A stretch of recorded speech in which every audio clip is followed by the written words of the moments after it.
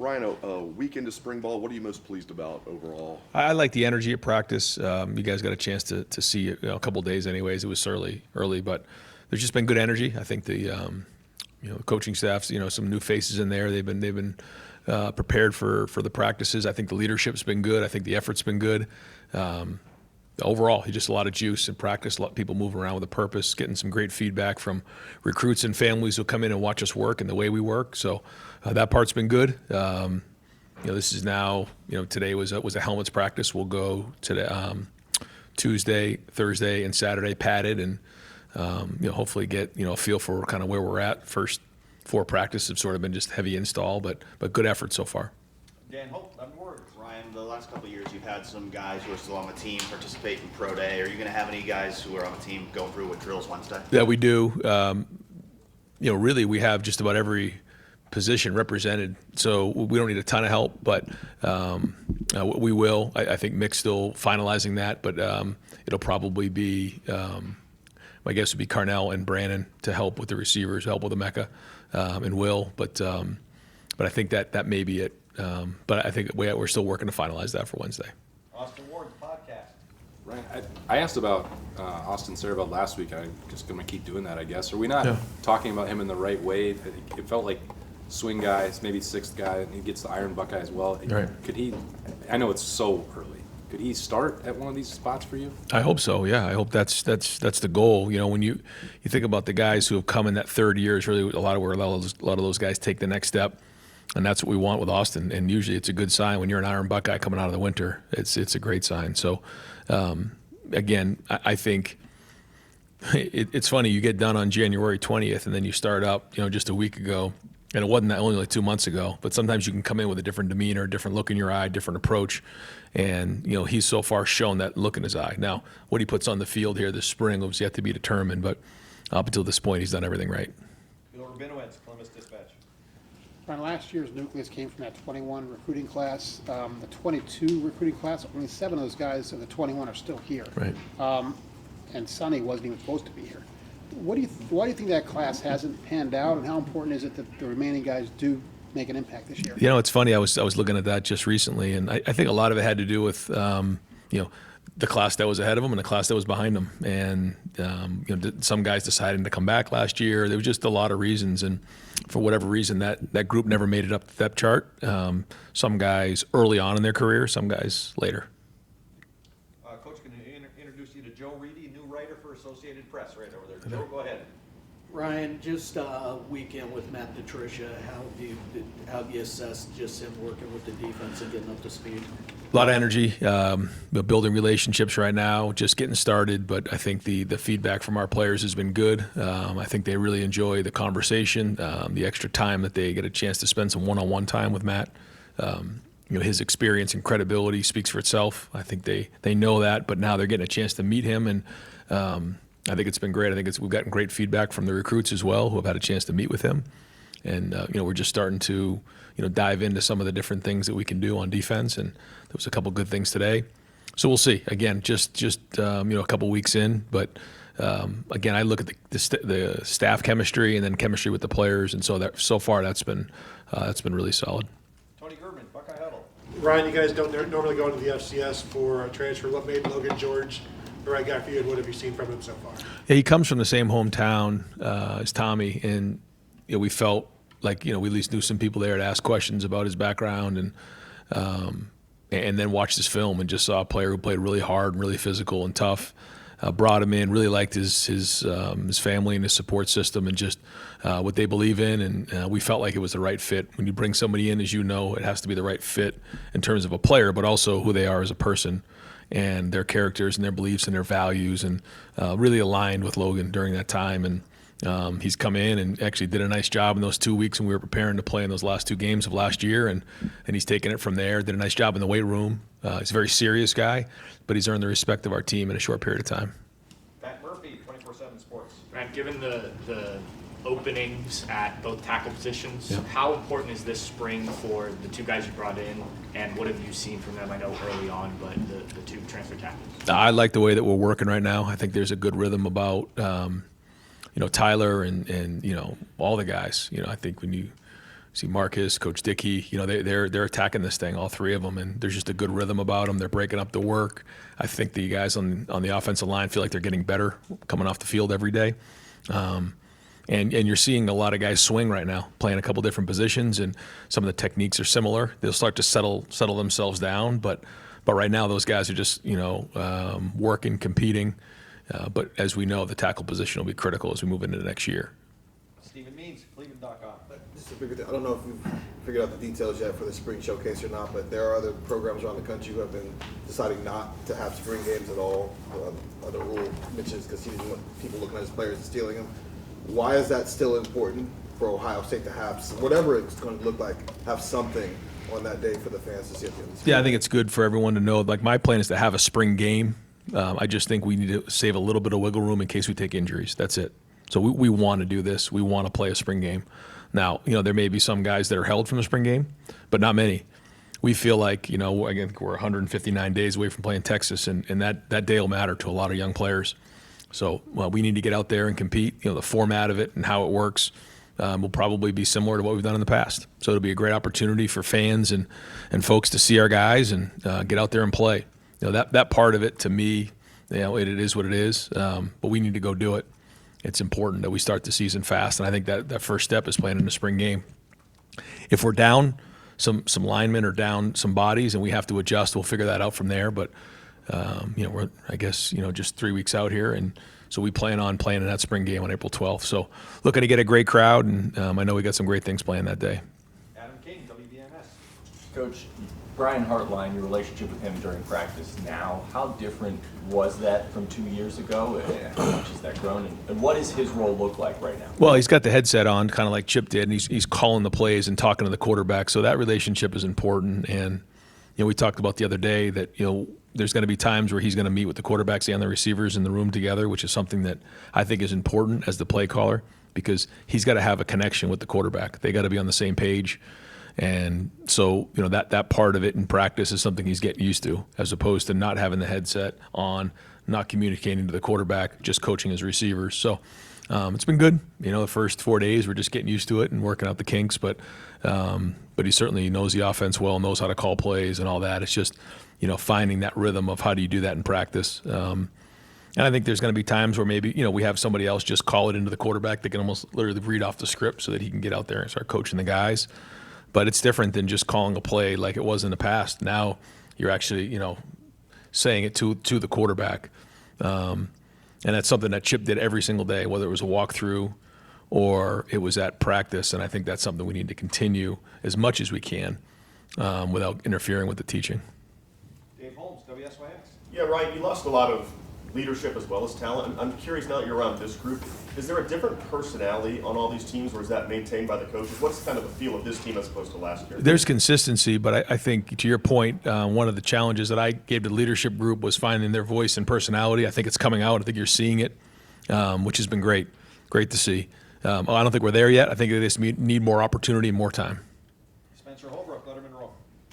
Ryan, Jeremiah is named an Iron Buckeye. Did you guys issue like a challenge to him after the championship game to just continue to push to get better? And what have those conversations been like with him since that breakout freshman season? Well, he was an Iron Buckeye as a freshman, which I think he's the first ever. And then to come back and do it again shows his discipline. And this is something that we talk a lot about. Talent is one thing. Does he have talent? You're darn right he does. But it doesn't always necessarily mean you have discipline to continue to do it over and over again.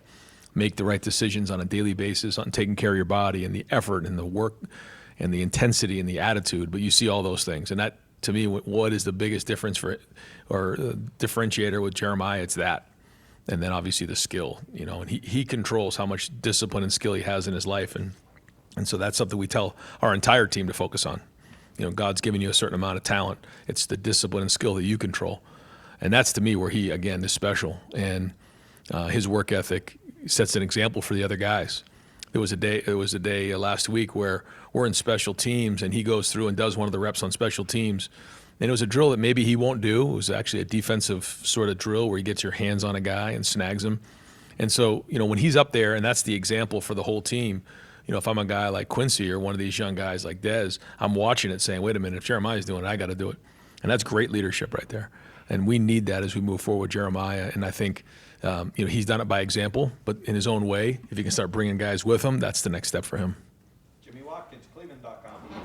Brian, we asked you a couple weeks ago about separating Matt's work from what Bill was doing in New England. I'm sure that's followed him for a long time now. As someone who has also worked under great coaches, I'm sure you want to emulate some of the things you do, but how do you create your own identity as a coach? I think first off, you lean on the guys that are around you. There's a lot of teamwork that goes on, and then you do what your guys do best, and you use things that either guys in a room have utilized before, or things that you've seen on different staffs, and then you put them to work. And sometimes there are things that maybe you haven't even done before, but it's the right thing to do with this certain group of guys. I think that's what will be important this year on both sides of the ball, just like every year, because every year is a different group of guys.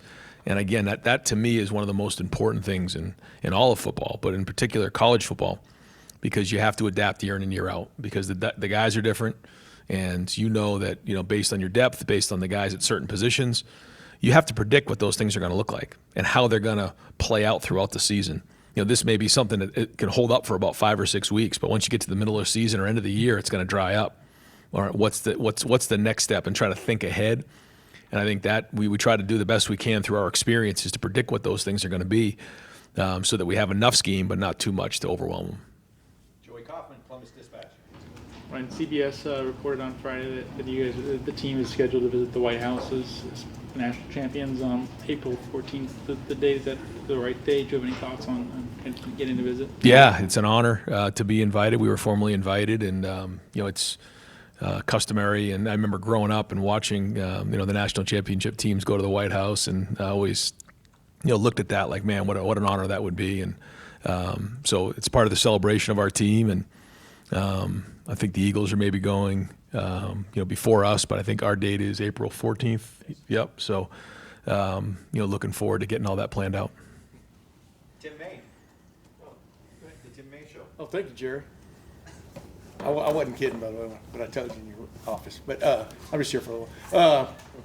Caleb Downs, how much license do y'all give a guy to work with other guys? I mean, he seems like he's coaching as much as he's playing sometimes anymore and stuff.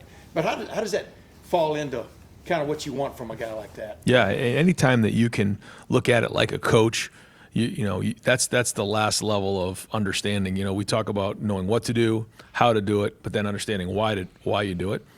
And you always think about when you master something, you can usually teach it, whether it's a teacher or growing up with a subject. And so when he's maybe not getting as many reps this spring, healing up, but he's doing great, by the way, with that. But he's got an opportunity to get around guys and help teach. And that not only does it keep him engaged, it also keeps the young guys engaged, shows how important that is, but it also allows him to understand it at a deeper level. So I think all of that is good, and he has the capability to do that. Does he have that in his future, do you think, if he wants to be? Yeah. 30 years from now. Yeah, there's not much that when Caleb doesn't put his mind to it, it's not going to happen. I mean, he's a smart guy who just really is intentional in everything he does. He's got a tremendous amount of discipline, and he's very intelligent. Bill Landis, podcast. Right. Did you guys learn anything in the playoff about the viability of rotating on the offensive line that might make you want to do that sort of as a matter of course this season? Yeah. When you're playing this many games with 18 to 22-year-olds, yeah, you need to have depth. You have to, because you just know along the way to think that everyone's going to be there for all 16 games is unrealistic. So we've got to try to figure out ways to roll guys at all positions, and there's not one position that I don't think that's the case. But I do think the best example of that was the offensive line coming off of last year, and that's what we're going to use as the example. We need to do. We talk about power of the unit. And I'm actually not even there yet, but that's kind of like the next phase, even for next week with the staff, that I haven't really gotten into, is like depth. I know it's always been a big thing before, but now it's not just like putting the starters out there. It's like, how much depth can you have to be able to sustain this long season? It isn't just about 1 game, 2 games, 3 games. It's about the entirety of the 16-game season, and being able to do that and making sure that at your position you have enough talent and production, but you also have enough depth to survive the season. And to me, that's important now more than it was in the past. Dylan Davis, Delaware Gazette. Brian said he's given a lot of thought to coaching up the box or being down on the field, but he had made a decision on that. It's something you would have a lot of input on as well. What are your thoughts on an offensive coordinator trying to call plays from the sideline, preparing the booth, taking away from those guys? It's a comfort level of what you're seeing, and then there's. I liked when I was just calling it to be down on the field because I could look him in the eye. But I also like to be around the quarterback and talk to the quarterback.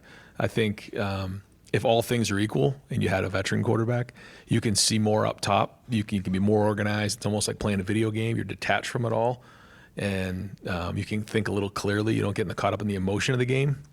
You lose a little bit of looking somebody in the eye and see how things are going down there during the game.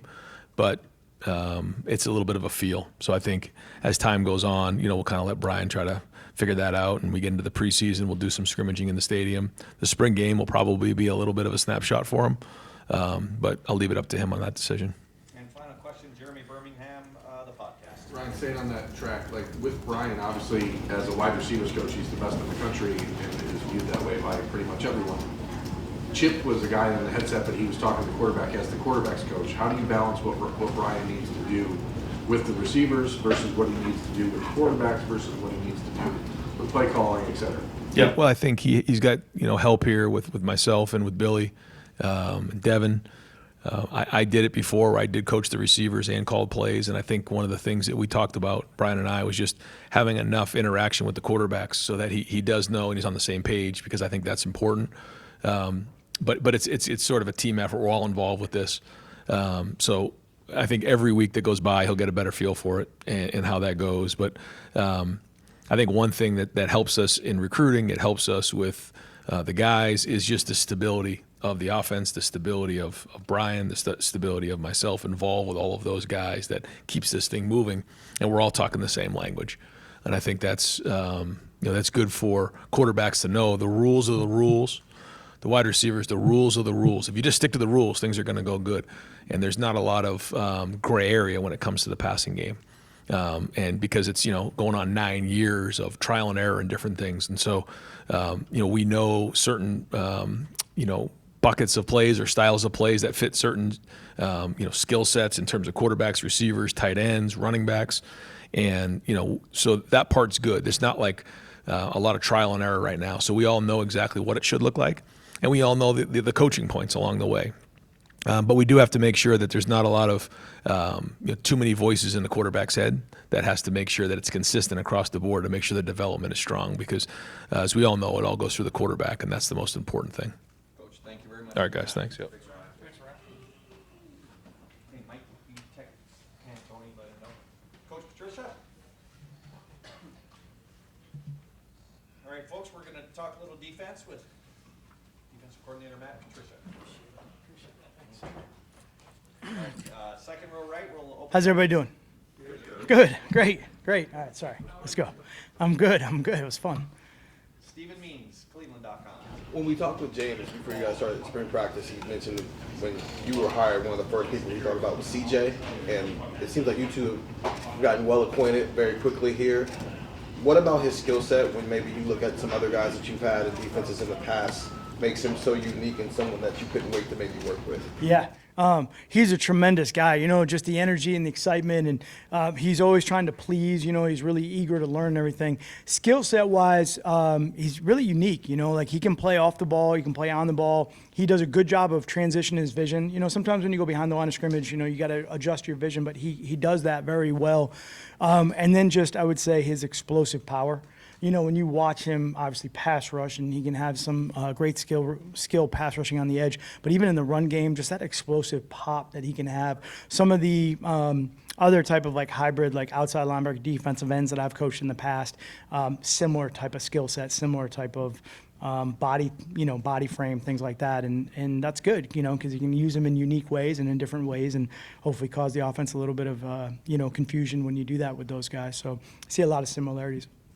Deep right, Jeremy Birmingham, Kings of the North. Matt, when Kerry came back from the NFL a couple of years ago, Kerry Combs, when he returned, he said that the biggest adjustment that he had to make was realizing that in the offseason before he was watching 30-year-old men practice football, and now trying to evaluate, he's evaluating 14-year-olds trying to learn the game. How do you find a balance there as a guy who's watched NFL football for 25 years? How do you find it in yourself to not be too critical and like to get to the point where you're actually like a recruit? How do you get to that point? Yeah, I mean, it's a great question. I think you nailed it. You know, when we are at that other level, we are very critical of all of it, you know, because there's enough body of work.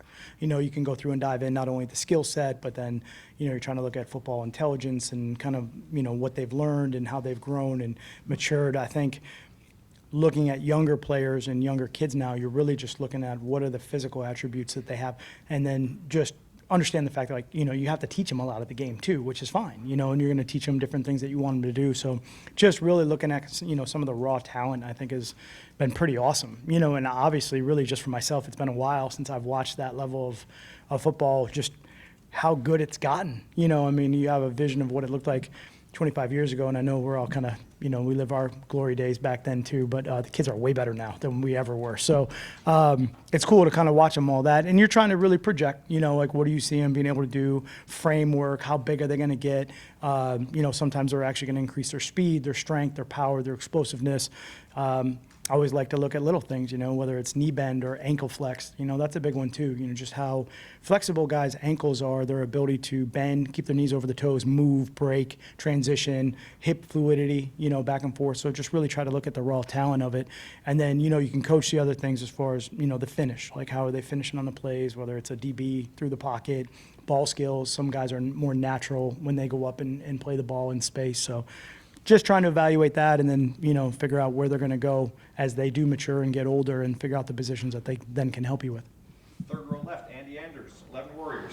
Yeah, so I'm Malik Hartford working with the one some, the little bit of spring practice we got to watch, and just what have you seen from him and what stands out about his skill set there at the safety position? Yeah, I think he's had a great spring. I mean, really go back to the weight room, and what was great was you know, when I came in, I had an opportunity to watch him work with Coach Mick and his program and how they work. So I'm really looking at their body movement, how do they move, how are their hips, and then obviously we know, you know, position in the back end, what do we think he can do, and how do we think he would be going backwards in some situations and things like that. So I think he's done a really good job of being consistent every day, training his body. He's improved a lot. His movement has improved. His strength has improved.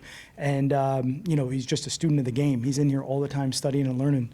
I really like right now, I think that there is some flexibility for him to be able to play down, play back, has great range kind of in that back end too, which is really good. And now just maybe a little bit of eye control and teaching where he's reading and kind of being able to see through the uncovered lineman back into the quarterback and kind of have maybe a little bit of a football instincts and be able to jump, you know, some of the things that he sees back there to, you know, go play those plays faster. But his work and his consistency with the way that he approaches it, it's really been awesome. Like he's done a great job.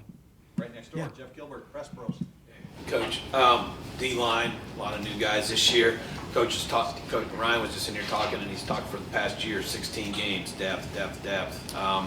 Is this line going to get deep? Is there going to be depth to it, or is it going to be halfway through the season before you even realize, do we have the depth we need?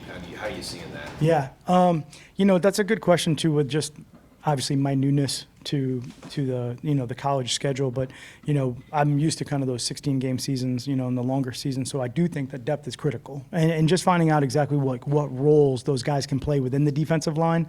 So having some flexibility to be able to move guys around, and even when another guy comes in, understanding what his skill set is, and maybe that changes something structurally, you know, that you do to be able to try to fit what his skill set is a little bit better, so that you can pull off some of those reps off the other guys to, you know, have better longevity through the season. So that, I think that's really important. I think it's important early, you know, I think it's important now too, you know, to see that what they can do, so we can figure out what they do well and then make sure they're in those positions. I think you can have depth, but sometimes if you get guys out of position, you know, they might be a good player, but if they're not in the right position, then it doesn't look as good. And I think that's our job as coaches, to try to figure that out, exactly what that is, so that when we do get in midway through the season and we need different guys in different spots, we're like, no, remember, this guy is really good here. Let's structurally maybe do this instead this week, or, you know, for this game or whatever it might be, so that we do continually have that depth. Over to the right, Adam King, WBNS. Every coach has a different process of how they kind of work their way into a new place. What has it been like for you? How have you approached meeting these guys implementing who you are as a defensive coordinator? Yeah. I mean, it's obviously awesome just to be able to come here. You know, I mean, I have such respect for Ohio State and you know, obviously a great year last year and Coach Day and the program and the culture that he's built. I'm a big fan, been a big fan for a long time. You know, we come here all the time when you're at the next level and you're grabbing a lot of really good players out of this school, so you're very familiar with that. I think for me, I'm just, like I said maybe before, like I'm just excited. You know, I just want to teach and I want to mentor, but really right now I've got to learn. You know, I got to listen, I've got to learn, I got to try to, you know, understand what all the great coaches that are here, what they're doing fundamentally, and then things that we did last year structurally that are really good, and, you know, implement all that as we go forward and just try to do the best job I can to teach. You know, I think that's my job right now, is that with what we're doing and when I see it, you know, be able to teach it and get it across to the players and the coaches. But, you know, right now I feel like I'm the student. You know, I'm just kind of learning and trying to take in as much as I can. And then really trying to learn the kids, you know, trying to learn, you know, their backgrounds and where they're from and what do they want. You know, I think that's really important, you know, so that I can be that mentor and that teacher and help them, you know, along whatever path that is for them, you know, and constantly try to encourage them to, you know, to do all that stuff that they have to do every day and be consistent with it. Deep right, Nick Walker, Letterman Row. Matt, this is the first time we've talked to you since the contact period opened up for like recruiting. You can't get into specifics with guys, but what's it been like to actually meet with recruits, have them on campus, get to kind of shake their hands, and what have you taken away from that? Yeah. Yeah, it's been a little while for me on that deal. So it's really cool. I mean, the whole thing is like completely changed, right? You know, I mean, I think there's so much coming at these guys so fast. I kind of feel for them sometimes, you know, and I think for me, my approach is just I'm trying to be as direct as I can and as honest with them as I can and, you know, just help them evaluate what I see and how do they get better and then, you know, visions for us going forward and how we would be able to implement that. But I really do enjoy sitting down, you know, right now in the initial phases. I think a lot of them, because they have been, you know, they've been recruited by Ohio State for a while. So a lot of that process is just getting to know my story a little bit and getting to know me. But at the same time, you know, understanding and learning the player and learning the kid and what he's been through and what, you know, kind of his journey a little bit is important in the family and all of that. And it's just kind of building that relationship. I think that's the coolest part right now. And, you know, again, like college is great, mentoring young men, but then to, you know, then project that into the high school level. You know, like I said, my parents were teachers and my dad, you know, he did that a lot too. So just trying to keep his voice in my head a little bit, you know, and understanding, you know, these are young kids and really, again, like I said, there's just a lot coming at them, I think. So listening is really important and then, you know, just building that relationship with them. Jimmy Watkins, Cleveland.com. Matt, the layman might see a guy with your NFL resume jump into college and say, well, that's a backward career move. Why don't you see it that way? Yeah. I really don't. I mean, I'm very blessed for my NFL career. I was really, really lucky. You know, I mean, I've coached great players. I had a lot of fun, but I think like I mentioned before, you know, I think I started off as a college coach. I think that was where people really impacted me as a young man. And I think as a coach, you know, we want to teach, we want to mentor, and that's what we want to do. And, you know, this is a great opportunity for me to get back to that. I think that's really important right now, just to, you know, teach the game. And I know I can help them. You know, I know I can help the kids, and if they want to go to the next level, I can give them a lot of good advice. But, I mean, it's Ohio State. This is, you know, this is the top. So, I mean, I'm pretty lucky to be here. And, again, it's a great game. The kids are great. So I think of it as just a great opportunity to go coach, and that's really what I want to do. Joe Reedy, Associated Press. Matt, you've got experience with New England of winning a championship, but then 2 months later quickly having to go back to work. Just with spring ball here, what's the biggest thing, just knowing it's a long season and being back in that short amount of time? Yeah, I would say that's a really good point. I would say in my previous experience, you know, I think one of the biggest things to try to always get everybody to understand is the urgency which you need to come back at. And we would always say it, you know, we're just behind. We're behind everybody else. Everybody else got a jump start. Everybody's a little bit further ahead, and just try to create that urgency of what's happening right now for, you know, our team. Like, we've got to really, you know, be intentional about everything we do. We've got to have great urgency. We've got to rest. We got to recover. We got to do everything from, you know, the body, but just that mindset of like, it's going to happen fast. Like, the offseason is going to be shorter. We're going to be back in it before you know it, and, you know, we can't make up that time. So how do we, if we have the mentality a little bit like we're behind everybody else, how do we catch up? You know, what do we do? And that's that consistency and that urgency, I think, is a big part of it. And, you know, I always tell the guys too, when you reach the top of that mountain, and this, Ohio State's always had a big target, but like there's a huge target on who you are, and everybody now is going to spend the offseason studying every facet of what you do. So you have 6 months, that team is going to be studying you during the offseason. So even if you don't play that team till middle of the season, okay, we've got 4 days to get ready for them. They've spent 6 months getting ready for us. So that urgency has to go up to understand, we've got to catch up to where they are kind of in the reverse study. Austin Moore, the podcast. Matt, you were talking going into camp about the multiplicity of the schemes and how you can adapt over time. How much of that relies on the nickel position, and how many guys could you consider on this roster to play that? Yeah. I think multiplicity comes in a couple different ways. Nickel is huge, big nickel. If you have some of those body types, safety position in my past, has always been one of those positions that's been fun to kind of move around and put in different spots, especially when you have guys with a big skill range that play that position, because I think it makes it really hard for the offense, kind of what exactly is the defense in right now and what can they do out of it. So I do like the flexibility of the nickel and the big nickel position. I think the linebackers are really, critical in that too. Guys that can play on the ball, off the ball, and get into different structures that way is fun, to kind of put pressure on the offense. I think, here, the defensive backs just specifically, you're talking about the nickel, it's a great room. There's a lot of depth there. So in that situation, I'm like, okay, let's get as many guys as we can in different roles to be able to go out there and play and keep it moving on the offense, try to make them figure out hey, somebody else is coming in. Is this a different package? Is it a different structure? Is this going to be something new? I'm not really sure what this looks like, and hopefully we stay ahead of them before they figure it out. But I think the room's great. Tim, they do a great job. Matt, they do a great job back there of training those guys and bringing them in. And, they're big, they're long, they can run. I mean, if you like defensive football, those guys are great to watch back there. It's fun. And time, just a couple more. Bill Rabinowitz, Columbus Dispatch. You're coming from the NFL, so your perspective is probably skewed a little bit, coaching college players, and this team lost all but 3 starters. Yeah. I mean, how much do you have a feel for how good this defense can be, and what its identity can be, or is it just too early? Yeah. Man, I would hate to just do that too early because wasn't here last year for that, and I have great players that are obviously headed to the next level. But we have great young men here right now, and what I can speak on is just the work ethic, the drive, the consistency to come in every day and try to get better. That's phenomenal. These guys are they're working their butts off right now to try to get out there and be successful and be consistent and keep the standard and all of that. So. The on-field performance, sometimes I got to wait right now because I didn't really see it last year until we get to the games. But as far as the work ethic and the toughness and the the mental part of it, it's really impressive. Really impressive. Coach, thank you very much. Yeah, appreciate it. Good to see everybody. Yeah. Coach Hartline, I'm ready. Thanks, Coach. Yeah, absolutely. Good to see you guys.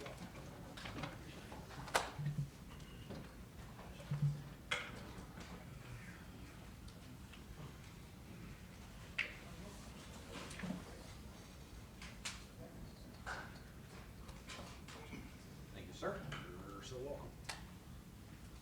All right, we will open up the floor for questions for Coach Hartline. Dan Hope, 11 Warriors. Brian, when you have a guy like Max Clare come in who was as productive of a receiver as he was at Purdue, how exciting is that for possibilities, what you can do with him as a tight end? Yeah, I think the tight end position's a great opportunity to create mismatches, whether it be in the run game or the pass game. Guys that are able to do both at a really high level can cause issues, I think, from a defensive perspective. So to have someone that dynamic is definitely should ideally be a bonus. But right now we're not really over focused on schematics per se, how everyone fits. We're really trying to focus on identifying what these guys maybe lack and improving those areas, and then everything they do well we're trying to enhance. So it's really a hard focus on self-development. And I know he has a good feel for what he's good at, and I think that he's really focused on the things he can improve upon. But having guys that can do multiple job descriptions can cause issues for defenses. Yeah. Pat Murphy, 24/7 Sports. Brian, when we talked to you out there, you said being an offensive coordinator won't take away from what you're doing with the receivers. How are you finding balancing that time with the offense as a whole, having the headset on, talking to quarterbacks, but still getting what you need out of that receiver?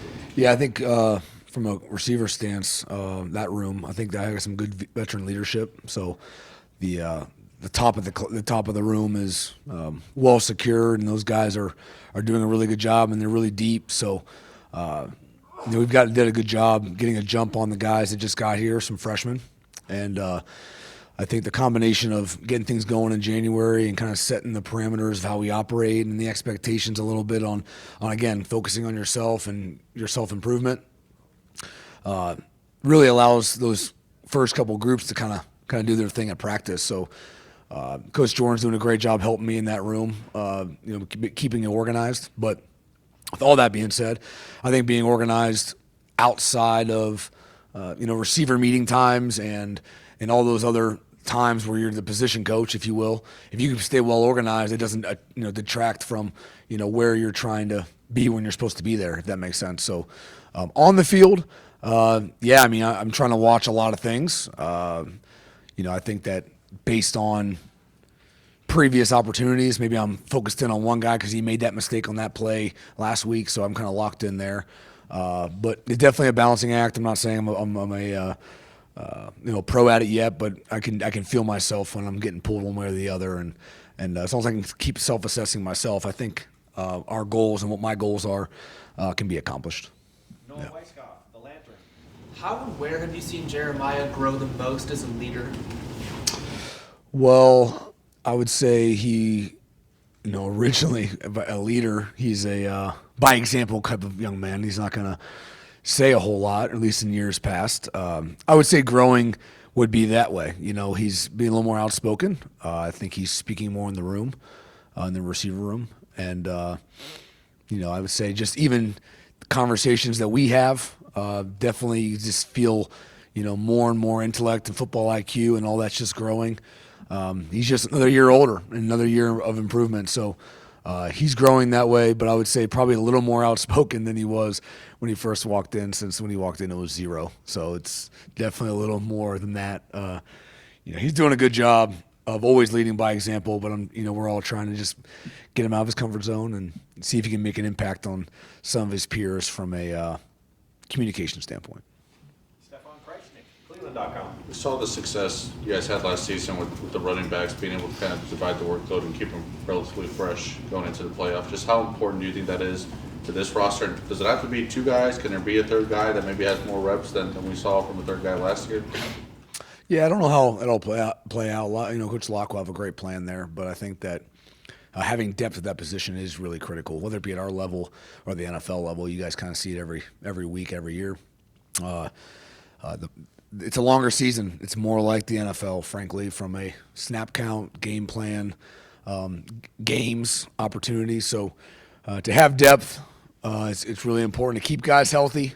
And then if you do have an injury, you have guys that can step in and still carry that workload. I know we feel really good about the guys we have here, and we'll have some younger guys, that need to continue to grow and provide, that depth over time. But I think having multiple guys in that room do multiple things is always important. That's just good football. And those guys were elite at it last year, and it's our job, and it's their job, and that room's job to fill that void. That happens here at Ohio State every year, but that's part of the spring, frankly, and that's one of the positions probably where guys are learning, growing, and developing through that room. They're off to a good start for spring, but it's very important, yes. Tony Girdman, Buckeye Holiday.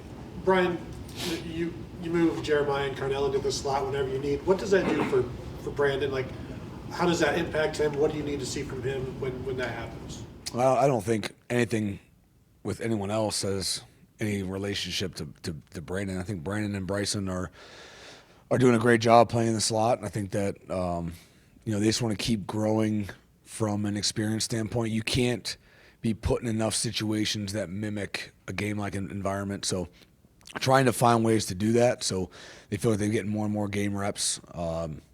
But, that's kind of their primary spot, but everybody has kind of a secondary spot, right? At the end of the day, like we've done here at Ohio State, receiver-wise, best players play. And, when guys go down, I don't care, where you primarily are playing, but if we have an outside guy go down, like, you better be able to go out there and play some football. So Those guys know that, they believe in that, and they're on their own path. On the inside, the Carnell and Jeremiah's paths have nothing to do with BI and Bryson's. Jeff Gilbert, Press Pros. Brian. Yes, sir. Brian's talked a lot about the 16 games, and you mentioned it today, and planning for that. Going back even a year when that became a reality, how have you seen Ryan just take that and manage that and make that part of everything you guys do in preparation? How did he do that well? Yeah, I mean, you're always kind of looking around the corner for what could happen. You always got to operate that it would happen or could happen. So you're operating in the now, but you have to have perspective of the wear and tear of these guys' bodies. I think that's probably why Coach Day's best head coach in America. I mean, to be able to have perspective on the now, but then also what's coming around the corner and what could happen, and having a good plan for it. So, frankly, how well he managed it and how he did it is probably more for him. But we felt really good. I mean, with the ability to early on identify, hey, it's going to be a longer season. We need to get guys other carries. Hey, we need to get, other guys reps, whether it be in O-line or receiver room or running backs especially. We had that perspective. He had that perspective, and it came to fruition. I think that there's no guarantees, right, in sports. I mean, you just try to do the best you can on increasing your odds of being in the right situation at the right time. And when you do that, it all kind of comes together. We wouldn't have changed how we did it early on to get to where we were if it didn't work out the way it did. But Coach had great perspective on the longevity of it all, and kept us on track, 3 quarters through the season. So it ended up paying off in the end. Bill Rabinowitz, Columbus Dispatch. I think this might have been the first time Ryan was not asked a quarterback question, so I'll ask you. What are your impressions of the 3 guys? What has stood out to you about each of those guys? What has stood out to me? I would say that the first thing, again, just if I can try to, sever off previous years just right now and allow these guys to be the best version of themselves without, being judged by years past. I would say right now, I'm impressed with the way they have grown, even day to day. Like we've already seen improvements from day one. Nowhere near where we want to be, but they're doing a great job spending extra time on their own, being prepared for practice. The way that our schedule went long last year, and now we kind of got spring not jammed up, but just it's a little more in a shorter period of time, right? So we want the same amount of work. So these guys, there's a lot of demand on the weekends of being prepared and spending extra time. And I felt that. I felt them more prepared. I felt them improve on the field. I think the communication pre-snap has improved. Execution post-snap has improved. And we are pushing installs now. So they're doing a good job handling that. I think there's been improvement from a command standpoint. Everything is new for Tavian. Doesn't matter how early you come in January or not. The speed at which the game plays is just you can't replicate. So he's learning, and that's probably the biggest thing that's jumped out at me is that they're working to try to control the controllables, and as defense changes and things change and picture changes, they're learning from it and hopefully making each mistake once and moving forward. So I appreciate the way they're spending extra time. I think it feels like to be prepared for the day-to-day activities. Yeah. Dylan Davis, Milan didn't get here until June last year. Where have you seen this really growing? How different is he now this spring, having that time as opposed to? Yeah, it's not that he's trying to, but it's easy to minimize the work you didn't get because you don't think it's really that important until you go through it. So this past winter he went through it, and he was pretty frank about how important it was for him even this past winter. And to miss that can really have a ripple effect. Again, not that we can't make up for it and make it work, but that's still a lot of work that you haven't done, both individually and your teammates. Haven't seen that. So that's really important, I feel like. Yeah, he's made a lot of great strides. I think this spring has been, is really good for him. This is still his first spring, which is kind of crazy to think about. So, but yeah, he's just chasing, making that play. He's going to make that play. Just like everybody else, he's going to chase that consistency level and just being that guy that just always makes that play because the guy that always makes that play is that guy, So That's what we're always chasing. It's not if, it's how often. And so he's doing a really good job building his body up. He's bigger, he's stronger. Culturally, he does a great job. I don't think he's ever late. He's doing a good job just continuing to grow on the field. And he's putting a good foot forward so far this spring. Yeah. Tyler comes in with a lot of play calling experience. Yep. What have you learned so far from him that you could kind of take and adapt to the way that you're going to call plays, or have you guys talked about those kind of things at all? No, just kind of, working through run game install. I would say that we've done a great job of putting together a great offensive staff. I think that everyone provides really good value, and I think that I'm really excited about it, frankly. We're all going to keep growing and learning and getting our quirks out and how we do things, but we're working on ways to enhance. There's not a whole lot of changing that needs to happen, just enhancing and then finding consistency. So whether it be Tyler or anybody on staff, I think we've put together a pretty good offensive staff, and I think we'll keep growing in our own right. Yep. Stephen Means, Cleveland.com. You talked about the top of your room a little bit, but has anything stood out about Quincy Porter through these first couple months that he's been here? I would say that, I did. I made a comment on the top of the room. I'd say that the room is really healthy. I would say that ultimately, the newer guys always dictate how good the room can be. There's always projections every year. Oh, this year's receiver room, this year's receiver room, this year's running back room, this year's O-line room. Now, I think having the guys that are coming back that know the offense, that have been pretty productive, is one thing that checks that box. But how good the younger guys are really will dictate how good the room is. And I think that all four of those guys are doing a really good job of learning the offense. Culturally, they're doing a great job of doing what is expected, and they're studying. They're doing a good job learning the plays. We're going to have mistakes. We know that, but there's a lot of care from the young guys. I think, Phillip Bell and Des Jones and Quincy Porter and Bob Penn Miller really have done a good job putting in extra work, trying to get caught up, trying to hold the standard of the room. And the standard being in spring, like, hey, we're going to make mistakes, but let's make that mistake once and continue to learn. And so those guys have bought into that. Their finish, their strain, their hard work on the field is showing up. And when you catch them on it and they didn't do it, they understand they were wrong. So really, encouraged by those young guys. And, I think Quincy is doing a good job within that group. Joey Kaufman, Columbus Dispatch. Trying to follow up on some of the dynamic with you wearing the headset and stuff, how at practices and balancing that with your receivers. How, when you were doing this 2 years ago in spring with some of the play calling, didn't have the headset, that was like the newer technology now, in terms of calling stuff in and talking to the quarterbacks. Like how different is that? Is that like a adjustment, or like what is that? No, it's not. It's not really much of an adjustment. I think you're just sharing the information. Before, you were talking to the signaler, and the signaler was relaying the information to the quarterback. So now it's kind of a straight line to him. I'll always make sure that I think clarity of message is really, really important.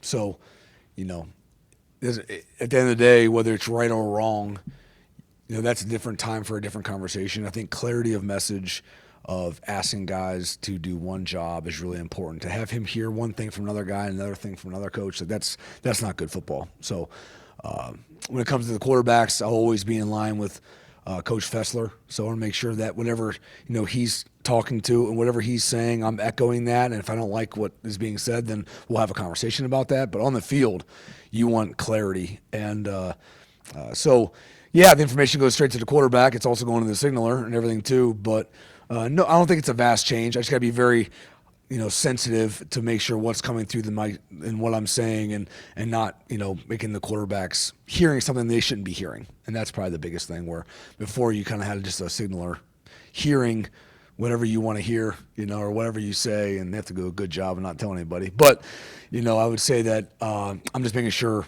I don't have a lot of noise on the headset for the quarterbacks. And final question, Jeremy Birmingham, Kings of the North.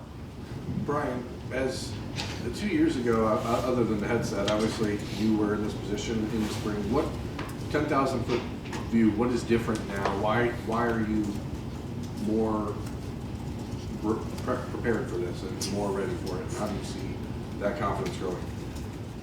I would say that, yeah, it's been 2 years, and I guess, selfishly, individually, maybe grown a little bit. But I don't know, it is different. I couldn't always tell you why. I think that the staff around me is awesome. Not that it wasn't then, but really comfortable in my skin. And I think, being around Coach Day, Coach Bailey, Chip Kelly, pick them.